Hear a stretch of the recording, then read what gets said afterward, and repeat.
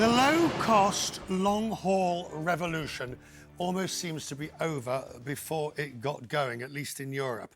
Air France had Joon brand, and it only announced it 18 months ago, and it's already taken its last flight. It was aimed at younger flyers, and it lasted less than 2 years. It's the most stunning example of airline corporate reversal, perhaps since Lufthansa's Eurowings, which is also getting out of the long-haul market, low-cost long-haul, part of a company-wide restructuring. But Eurowings, which is all part of Germanwings, which is all part of something else, which has only just been put together in the first place a couple of years ago, it begs the question. Brian Summers is the senior aviation business editor at Skift. He joins me now from Los Angeles. Brian, it is extraordinary that these, particularly Joon, I mean, what an admission of absolute failure.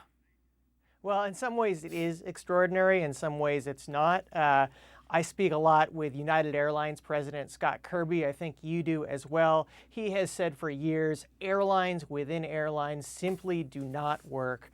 The biggest reason is, you spoke about in your intro, you called them low-cost, long-haul airlines. They have one problem. They're not really low cost. If you're a company like Lufthansa Group or you're a company like Air France KLM, you cannot get these subsidiaries to have actually low cost because you have labor unions that are fighting it. So these airlines were a disaster from the beginning. Right, so how do they, so you've got Level, for example, which is part of IAG. Now, Willie seems to have done a particularly good job of hiving it off, ring-fencing it and giving it a very niche market, rather than, say, folding it Level into Vueling. Yeah, Level gets to do its own thing. It's very small. It's based in Spain. It sort of has only one purpose, right? To play defense against Norwegian Air and to make Norwegian Air's life very difficult. It doesn't do much else besides that. So is the long-haul, low-cost revolution over? No, it's not, Richard. It's just going to change what it is. So I was talking recently with Air France KLM CEO Ben Smith about this. And look, he has some airplanes with 450 seats on them. He has airplanes with more than 500 seats on them. He doesn't need this sub-brand called Joon that doesn't actually have low cost. He has low costs on his own planes.